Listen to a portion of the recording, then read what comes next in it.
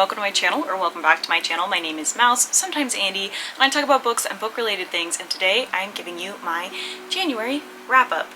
I do want to preface and give the same fair warning that I give every single video, that if you hear any obscure sounds of eating food or drinking water or beeping and whistling, that I do live in a zoo and I don't have any control over the animals that live in this home. So there's that. You guys know the drill. I do my best to edit it out, but it is what it is. This month is the first wrap-up of 2022, and I am changing a little bit of the way that I track things and explain things.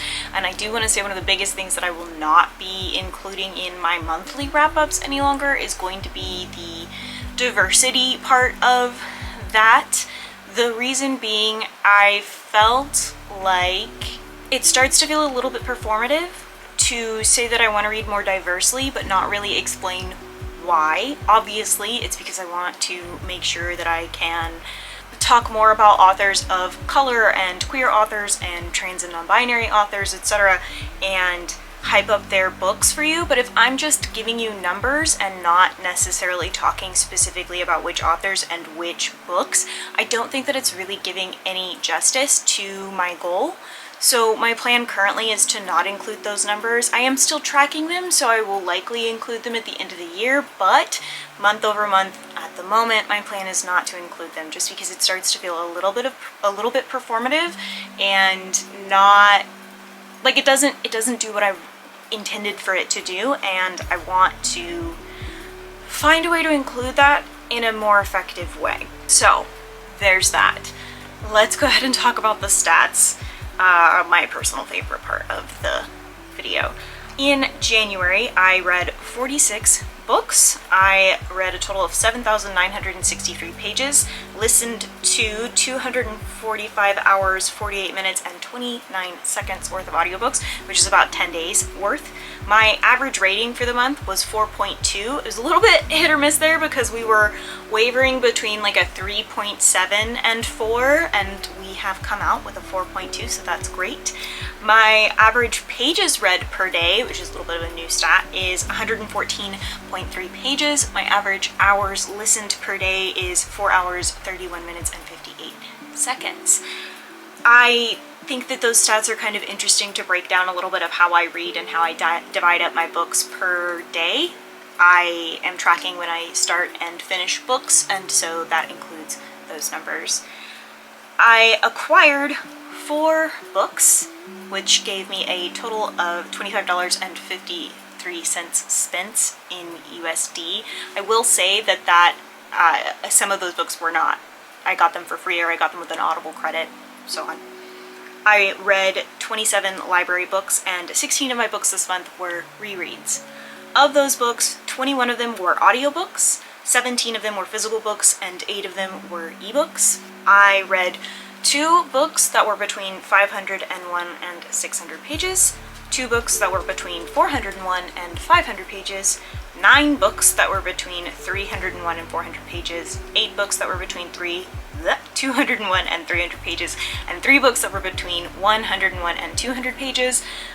I read a lot of middle grade this month too, so we'll get to that in a minute. Actually in a minute, I mean right now.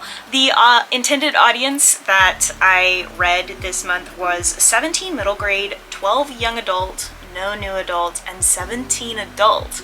So my goal this year was to read more adult, and I'm getting there. I will say, obviously, the middle grade was huge, but that's because I read the series of Unfortunate Events, which is 13 books, so I did my best. For the genres, I read 19 thrillers, 15 fantasy, 6 romance, 3 horror, 1 sci-fi, 1 historical, and 1 nonfiction. Shocking, I know, the nonfiction. Surprising to everyone.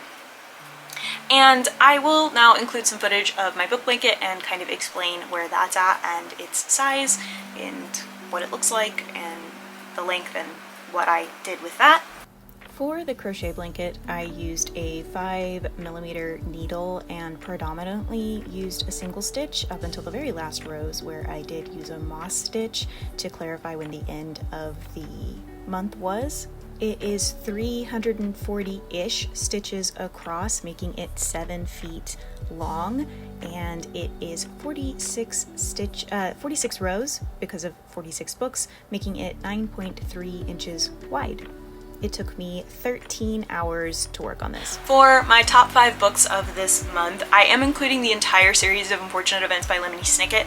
I adored this reread. I adore these books. I understand why they hold such a special nostalgic place in my heart, because having reread them, they are absolutely fantastic books.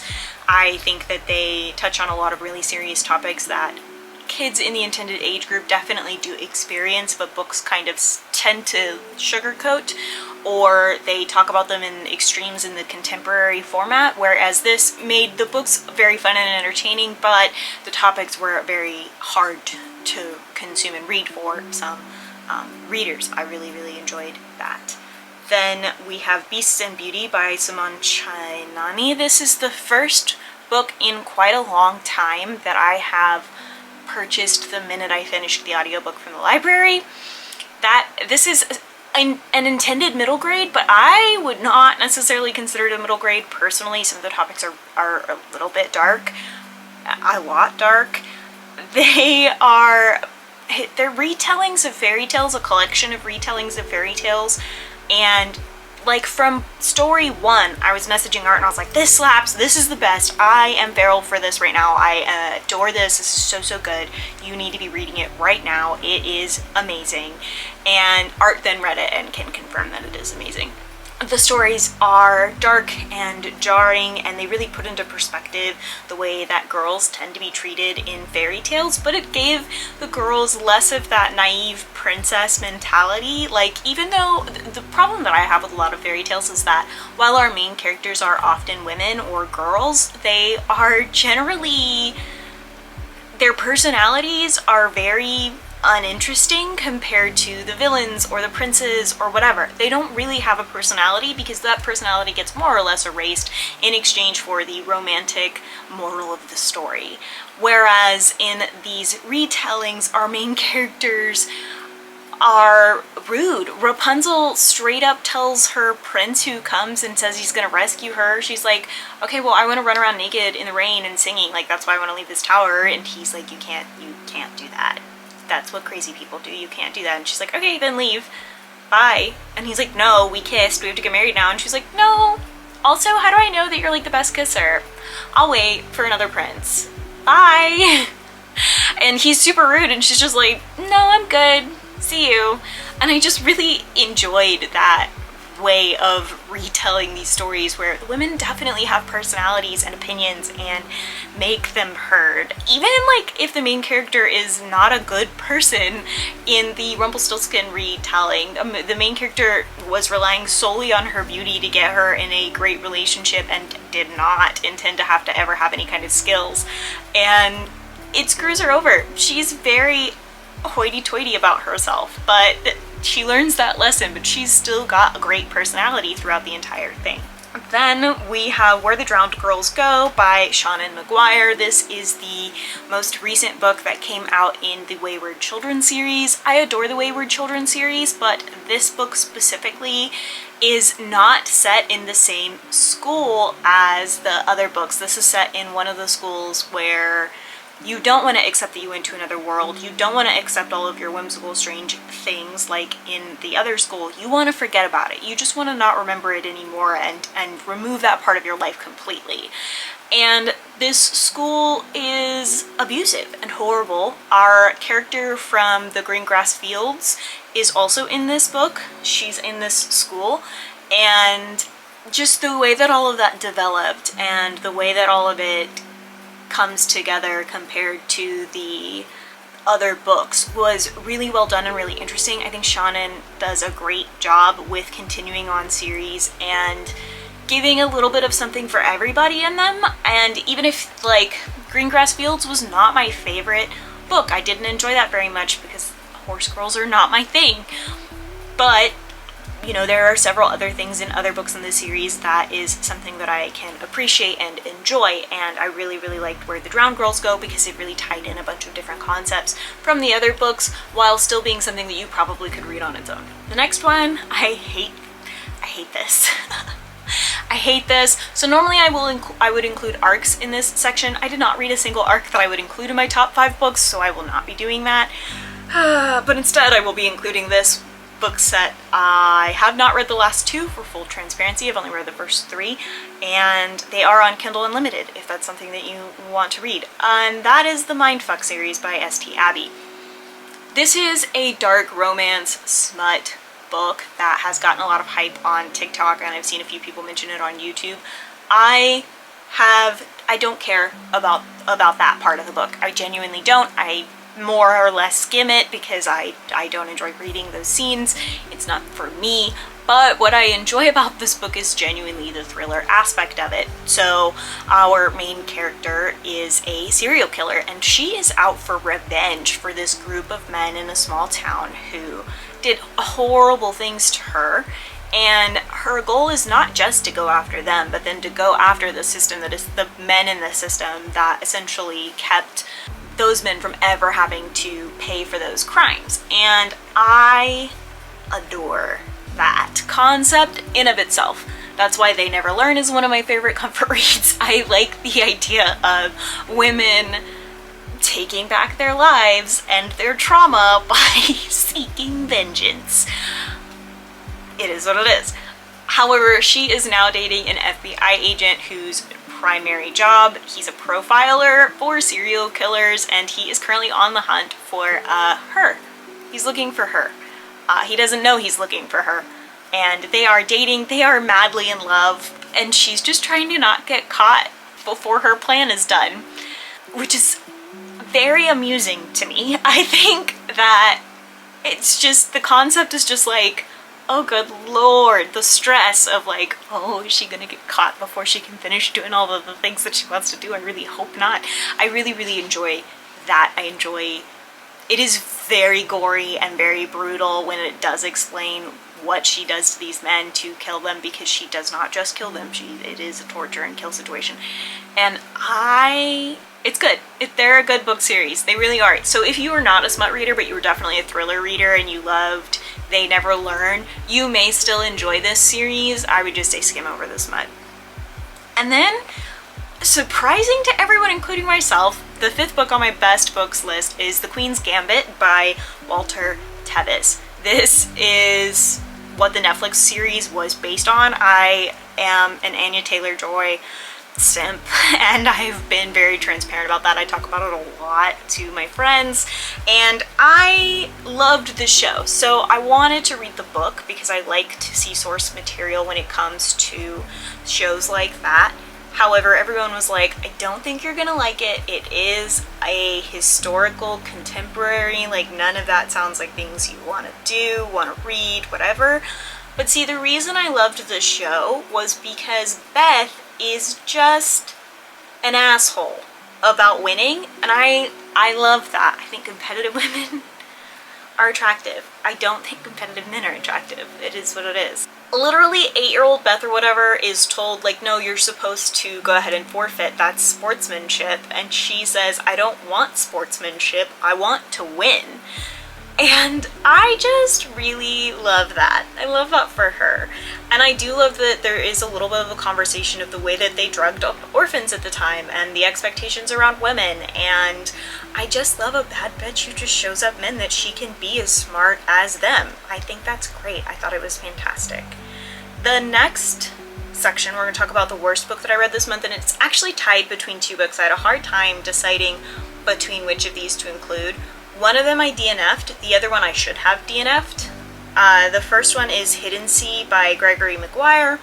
This is by the same guy who wrote Wicked and a bunch of other fairy tale retellings. I know I liked Wicked, I know I liked the Cinderella retelling. Like, I know I liked those books, and so I expected to like this Hidden Sea because it is a Nutcracker retelling. Unfortunately, I did not like it. I got like 30% into it and I was like, I can't do this anymore. I couldn't tell you what happens in the book because it's so boring. I mean, I could. It wasn't interesting. And the way that it was written was too flowery for me, and it was very dry on top of it. I don't know how you can do flowery writing and also make it incredibly dry. However, Gregory Maguire managed to do that. So congrats. It sucked and I hated the book. The next one is going to be A Marvelous Light by Freya Marski. This book has really made me consider canceling Illumicrate because this is now 2 books that I have needed to sell from Illumicrate. So A Marvelous Light is a fantasy book, supposedly, except that it's not. It is also marketed, from what I read on Goodreads and what I read as the summary, it's like this enemies to lovers, but they have to work together to solve this crime, and one of them happens to be a wizard situation and magician, I don't remember the term, and you know, they have to use magic because it is a magical crime, whatever, and I'm like, cool, this is right up my alley. These are things that I enjoy. But actually this book is just smut. All of the other parts, the magic, the thriller, the figuring out this curse, the detective work, is an afterthought. The focus is romance and then smut. And I talk about this in a vlog at some point, I don't know when, where 1, I don't want to read about body fluids. 2, I don't really love reading descriptive smut about men. And so this book was frustrating. It was slow, there was too many similes, and I don't like similes, and I just didn't enjoy it. It wasn't a good time for me. I should have DNF'd it and I didn't, and that's my bad. So that is my wrap up. That is everything that I read this month, or at least, you know, a summary of the things that I read this month. I am very excited for February and working on February's book blanket. I have some really great things that I will be reading. If you watched last week's video, it was my TBR, so you can go check that out if you aren't sure what I'm reading. And all of the books that I read this month will be in a Goodreads link down below, and if you happen to be watching this and it is the end of the year for some reason, the end of 2022, there should be a second link to all of the books that I read in 2022. So if you liked this video, don't forget to like and subscribe and share, turn the notifications on, and if you think you're already subscribed, do a double check because I have found that some people are being unsubscribed for some reason. If you didn't like this video, let me know how I can make it better for you. Did I mention any books that you loved and I hated, or you hated and I loved? Let me know. What are your thoughts about some of the books that I read this month? I'm curious. Tell me in the comments down below. Anyway, I will see you guys again on Thursday at 10 a.m. Central Standard Time and Tuesday at 10 a.m. Central Standard Time every single week.